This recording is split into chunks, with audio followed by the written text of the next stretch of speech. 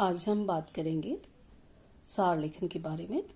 सार लेखन, जिसे हम संक्षिप्तीकरण या अंग्रेजी में समरी राइटिंग भी कहते हैं, आप लोगों के एग्ज़ाम की दृष्टि से ये बहुत ही महत्वपूर्ण है और 4 अंकों का आपका ये सार लेखन आता है। हालांकि ये परीक्षा की दृष्टि से बहुत महत्वपूर्ण है, लेकिन फिर भी जीवन में कई बार ऐसा अवसर आता है कि हम जब कभी अपने साथियों के साथ या कहीं बहुत ही महत्वपूर्ण जगह पर बैठते हैं तो अपनी बात को सारगर्भित और बहुत ही अर्थवान तरीके से कहने के लिए ये विद्या बहुत महत्वपूर्ण होती है, जो हर व्यक्ति में होनी चाहिए। अपनी बात को बखूबी अर्थ से बहुत अच्छे तरीके से किसी के सामने अपनी बातों को प्रस्तुत किया जाना चाहिए और ये अपने आप में संवाद की एक महत्वपूर्ण कड़ी भी है। तो आप लोगों को ये समझना है कि सार लेखन क्या होता है, न केवल परीक्षा की दृष्टि से, अभी तो आपके जीवन में भी ये एक महत्वपूर्ण चीज़ है, बहुत महत्वपूर्ण अनुभव है। आप देखिए कैसे लिखना है। सबसे पहले क्या होता है कि किसी दिए गए गद्यांश या अनुच्छेद में कही गई मुख्य बात को संक्षिप्त करके अपनी भाषा में लिखना बिल्कुल सार लेखन होता है। कोई भी बात हो, कोई बात सुनते हैं, पढ़ते हैं, तो उसको अपनी भाषा में और बहुत कम शब्दों में गागर में सागर भर देना, मतलब वो सार लेखन कहलाता है। ये लेखन किसी पठित गद्यांश का भी हो सकता है और किसी अपठित गद्यांश का भी हो सकता है। और लेकिन ये बात होनी चाहिए कि विद्यार्थियों में, आप लोगों में भाषा पर कितना अधिकार है, आप कितना ढंग से उस भाषा को अपने तरीके से कम शब्दों में कह सकते हो, ये पकड़ आप लोगों में होनी चाहिए। किसी भी अंश को पढ़कर उसे कितना समझना है और कितना, सबकी जानकारी के लिए ये जो गद्यांश सार लेखन दिया जाता है या जो होता है, उसको हम किस हद तक अच्छे से समझ पाते हैं और उन बातों को संपूर्ण अर्थ के साथ में अपने वक्तव्य में प्रस्तुत कर पाते हैं, ये हर विद्यार्थी में होना चाहिए। जैसे आप लोग जानते हैं कि छोटे बच्चे जो होते हैं, किसी भी गद्यांश में कही गई बातों पर कई बार एक साथ ध्यान केंद्रित नहीं कर पाते। हम जब स्कूल में होते थे तो ये हम लोगों के क्लास में भी इस तरह का सार लेखन और संक्षिप्तीकरण या ये आता था। तो उसमें क्या होता है, उनके लिए अपठित गद्यांश का सार कराए जाने के अलावा उसको गद्यांश में कही गई बातों को अलग अलग प्रश्न से पूछा जाता था। और प्रश्नों को जब छात्रों को ये कहा जाता था कि आप प्रश्नों के उत्तर में सारांश लिखने में मदद कर सकते हैं और कैसे आप उन प्रश्नों के उत्तर जो आपके पास प्राप्त होते हैं, उन्हीं उत्तर जो बने हैं आपके द्वारा, उनका बहुत ही संक्षिप्त करके लिखना होता है। वो सारा कुछ उन प्रश्नों के उत्तर में आ जाता है। इसके अलावा गद्यांश का जो शीर्षक होता है वो भी विद्यार्थियों से पूछा जाता है। लेकिन अब क्या होता है, जैसे अपठित गद्यांश को पढ़कर समझने की क्षमता, समझी हुई बातों को अपनी भाषा में ठीक प्रकार से बताने की, अभिव्यक्त करने की, प्रस्तुत करने की जो क्षमता को विकसित करने के लिए उसका हमें क्या करना चाहिए, उसका परीक्षण करने में बार बार उसका पढ़ना चाहिए, उसको 2-4 बार ध्यानपूर्वक उसको पढ़ना चाहिए। तो ये जो समझ है, ये अभिव्यक्त करने की जो क्षमता है, उसको विकसित करने का, उसका परीक्षण करने में सार लेखन एक बहुत ही महत्वपूर्ण उपयोगी विधा है। और आप लोगों को अपठित गद्यांश का केवल शीर्षक या सार लिखवाया जा सकता है और साथ में जो उसका संपूर्ण जो गागर में सागर भर करके आपके शब्द शैली पर पकड़ होनी चाहिए, ये सारी बातों का ध्यान आप लोगों को होना चाहिए। तो ये सब बातें आप लोगों में होनी चाहिए। छोटे छोटे प्रश्न बनाना, फिर उसका सारांश, फिर उसका सही शीर्षक। अब वो जो शीर्षक होता है वो एकदम ऐसा होना चाहिए कि आपकी बात को आप जो कह रहे हैं वो शीर्षक उन संपूर्ण जो वक्तव्य है, जो आप अभिव्यक्त कर रहे हैं अपने संवाद में, वो केंद्र बिंदु होना चाहिए, ताकि ये लगे कि हम जो कह रहे हैं वो हमारा सारगर्भित है और वह विषय से संबंधित ही है। वह बिल्कुल अलग नहीं है। तो इस चीज़ का हमें विशेष ध्यान रखना चाहिए। वैसे मैं आप लोगों को बता दूं कि जो सार लेखन होता है उसमें कुछ महत्वपूर्ण बातें हैं। अपन इतनी सारी बातें हम बहुत देख भी चुके हैं कि हम छोटी कक्षाओं में जो हमारा अनुभव रहा है कि शीर्षक पूछना, फिर उनके प्रश्न पूछना, फिर प्रश्न के बाद में आपको ऐसा लगता है जब हम उत्तर दे देते हैं कि हाँ इसका मतलब ये होता है।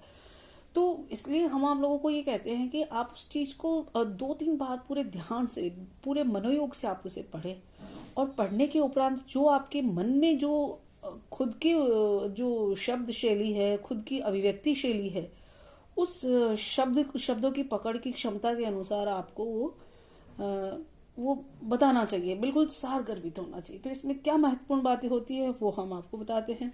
जैसे देखिए, सबसे पहली बात तो ये है कि गद्यांश को 2-3 बार ध्यान से पढ़िए, 2-3 बार बड़े अच्छे तरीके से पढ़े, ये समझने की कोशिश करें कि लेखक क्या बात कहना चाहता है। दूसरा, जो महत्वपूर्ण बातें कही गई है उन अंशों पर पेंसिल से रेखा खींच लेनी चाहिए, अंडरलाइन कर लेना चाहिए कि हाँ ये कुछ चीजें हैं जो ये बहुत ही महत्वपूर्ण चीजें हैं। फिर हमें और इसके अलावा तीसरी बात क्या होनी चाहिए जानकारी में कि अपनी भाषा शैली में ही करना चाहिए सार लेखन। ऐसा नहीं होना चाहिए कि आप किसी बात को कहना चाहते हैं तो आप कुछ शब्दों का अपना और कुछ अन्य भाषा शैली उसमें आप उसमें ले रहे हैं, तो वो बात अटपटी हो जाएगी। मतलब आपका जहाँ सार लेखन होगा वह अपना विषय से अलग हो सकती है, उसका अर्थ का अनर्थ भी हो सकता है। इसलिए जो कुछ भी कह रहे हैं वो सार लेखन में मात्र अपनी भाषा में ही किया जाना चाहिए पूरी बात को। फिर अनावश्यक उदाहरण, जैसे अपन कहते हैं कि उस कोई बात हमें समझ में आ गई, कोई शब्द हमें अच्छे से समझ आ रहा है, तो उसके हम उदाहरण प्रस्तुत करने लगते हैं कि साहब ये, हाँ अगर इसका पल्लवन किया जाता है तो हम उदाहरण, प्रसंग और लोकोक्तियों और मुहावरों का प्रयोग कर सकते हैं। लेकिन जहाँ सार या संक्षिप्तीकरण या समरी राइटिंग की बात आती है तो हमें हमेशा ही ध्यान रखना चाहिए कि हमें उदाहरणों से, जो लोकोक्तियां हैं उनसे और मुहावरों से हमें बचना चाहिए, उन्हें कभी भी आपको सार में नहीं लेना चाहिए। हाँ, अपनी अगली बात जो है, सार या मूल का अंश कितना होना चाहिए?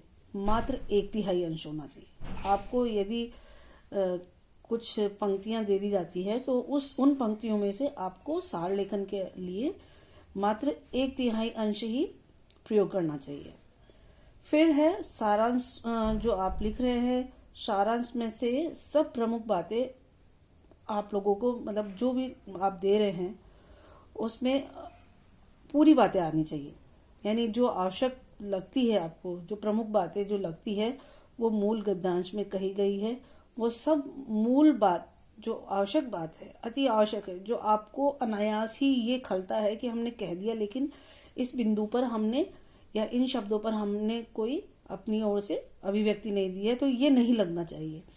पूरी तरह से अपनी बात को अभिव्यक्त करना चाहिए। फिर है समस्त गद्यांश को पढ़कर उसके केंद्रीय भाव को भी समझना चाहिए।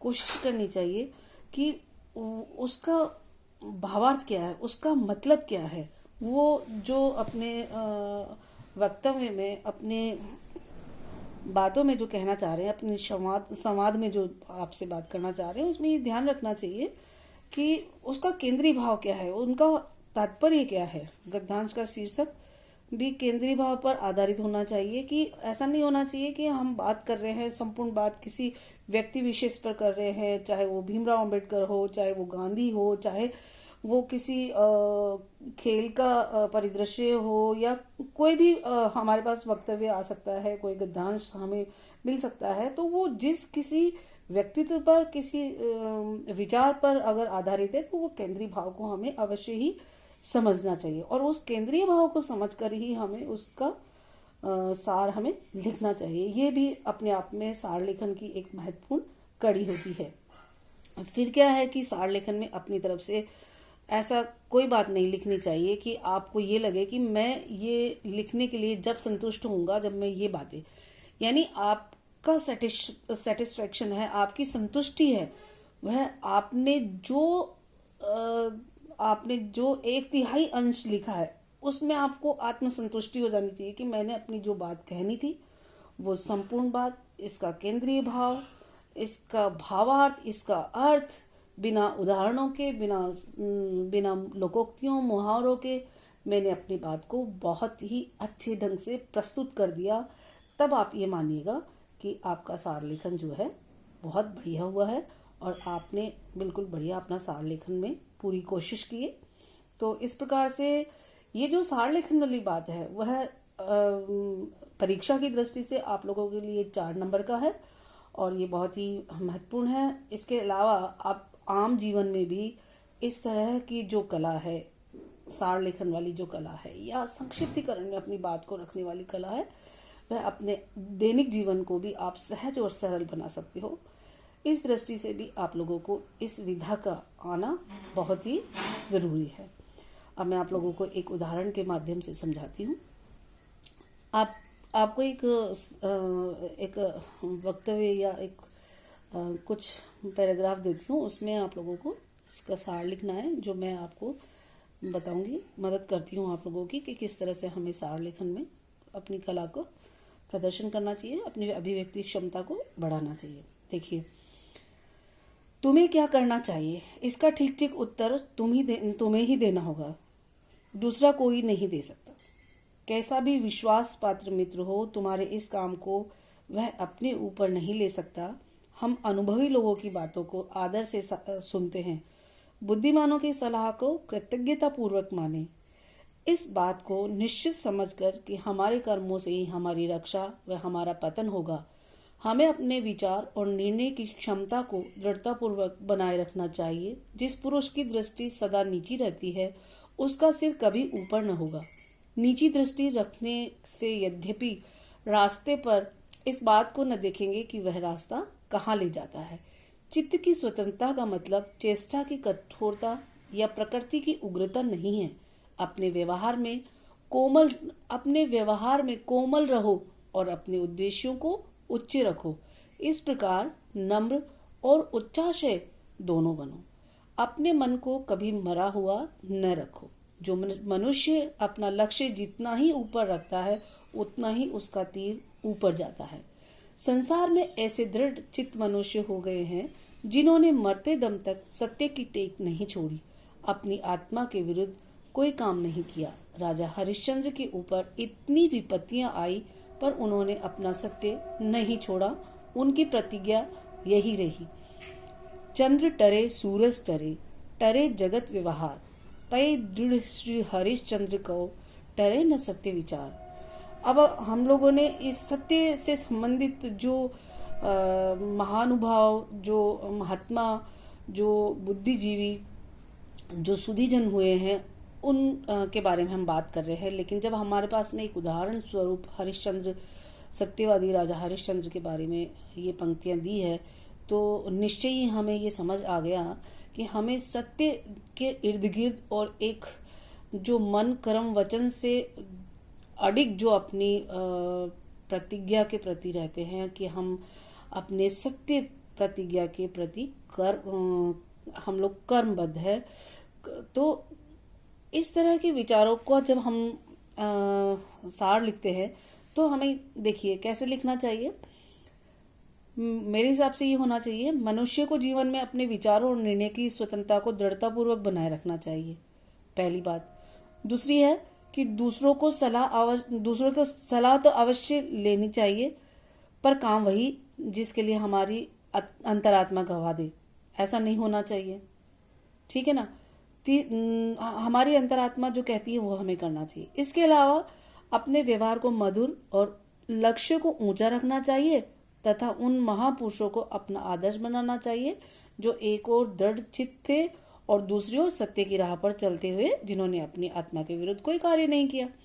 तो मतलब मेरे ख्याल से ये जो मेरा सार है वो सार अपने आप में जो 1/3 जो अंश है, हमने इतनी बात करी है, हमने हरिश्चंद्र का उदाहरण भी पढ़ा है, हरिश्चंद्र के बारे में भी पढ़ा है और इसमें एक अच्छे व्यक्तित्व की जो अपने कृतज्ञ पूर्वक माने जाते हैं, जिन बुद्धिमानों की सलाह को हम कृतज्ञता पूर्वक सुनते हैं, उनसे हमें क्या जीवन में सार्थकता या हमारे जीवन में हमें क्या राह लेनी चाहिए।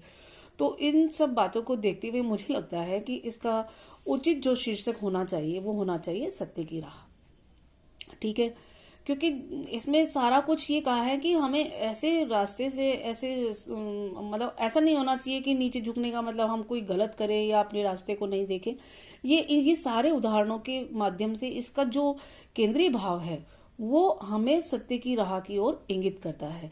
इसलिए हमारा उचित शीर्षक जो मुझे लगता है वह है सत्य की राह पर। आज के लिए बस इतना ही। धन्यवाद।